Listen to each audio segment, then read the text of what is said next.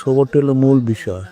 তার আকীদা যেমন শুদ্ধ করতে হবে, হস্তজন পোষণ করতে হবে, আদব সরবত রক্ষা করতে হবে, তিনটা জিনিস। এই তিন জিনিস রক্ষা করবে, এরপর যখন সে সবরটা ইখতিয়ার করবে, করে তারপর সে জিকির করবে, তখন তার জিকিরে বরকত হবে।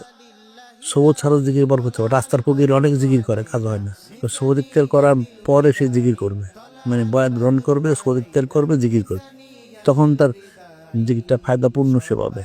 কারণ তার জিকির করলে তো সে নূরটা পাবে না। সবতের মাধ্যমে যে ফয়েজটা পায়, সেই নূরটা, ওই নূরটা প্রবেশ করলে তখন জিকিরটা কাজ করে তাড়াতাড়ি।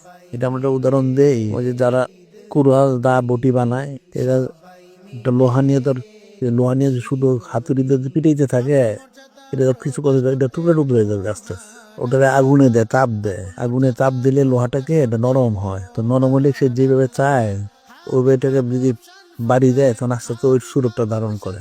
আগুনে না দিলে কোনোদিন ধারণ করবে না, এটা নরম হবে না। আগুনে দিলে নরম হয়, নরম হলে বাড়ি দিলে তখন দা হোক বটি হোক যেটা সে বানায়।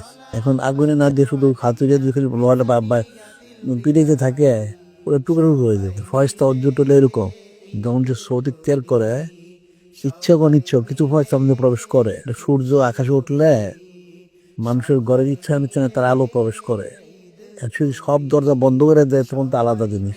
আর যদি দরজা খোলা থাকে, কিছু আলো প্রবেশ করে। সেরকমই সৌদি তেল করুক সে, যদি তার আকীদাটা শুদ্ধ থাকে, হস্তজন থাকে, আদব সরতেলে, অবশ্যই তার মধ্যে কিছু ফয়েজ প্রবেশ করবেই করবে। ইচ্ছা অনিচ্ছায় কিছু প্রবেশ করবেই।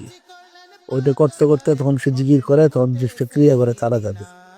আর আকীদা যদি শুদ্ধ না হয়, হস্তজন না থাকে, আদব সরবত না, তাইলে কোনোদিন ফয়েজ তার প্রবেশ করবে না। ওটা হলো বর্তমান বন্ধ করে দেয়, চারদিকে চারদিকে শক্ত করে বন্ধ করে দেয়, কোনো আলো প্রবেশ করে, অন্ধকার পুরা। আকীদা শুদ্ধ না হলে, হস্তজন না থাকে, আদব সরব না থাকে, তো অন্য বদ্ধ গরম, চারদিকে বন্ধ করা, এখানে আলো প্রবেশ করবে না। আর এই যখন যদি থাকবে, তখন ইচ্ছা অনিচ্ছা তার সবর ইখতিয়ার করলে কিছু ফয়েজ পাবেই, কম বেশি কিছু তার ফয়েজ, কিছু তার দুনিয়াবি মহব্বত দূর হবে। আল্লাহ ওনার মহব্বত, ওনার হাবিব মাহবুব নূরে মুজাসসাম হাবিবুল্লাহ হুজুর পাক ওনার মহব্বতটা কম বেশি কিছু তার মধ্যে প্রবেশ করবেই। এর থেকে সে কখনোই খালি হবে না, প্রবেশ করতেই হবে তার মধ্যে। এইটা তো প্রবেশ করতে করতে, তখন সৌদ ইখতিয়ার করতে করতে, তখন আস্তে আস্তে ফয়েজ ইখতিয়ার দিতে সে হাসিল করে। একবার হাসিল করতে পারে না, একবার হাসিল বরদাস্ত করতে পারবে না। ফয়েজ হাসিল করতে করতে একসময় হয়, যেমন বৃষ্টির পানি পড়তে পড়তে বন্যা হয়ে যায়, ওইরকম ফয়েজ নিতে নিতে নিতে একসময় সে পূর্ণতে বসে।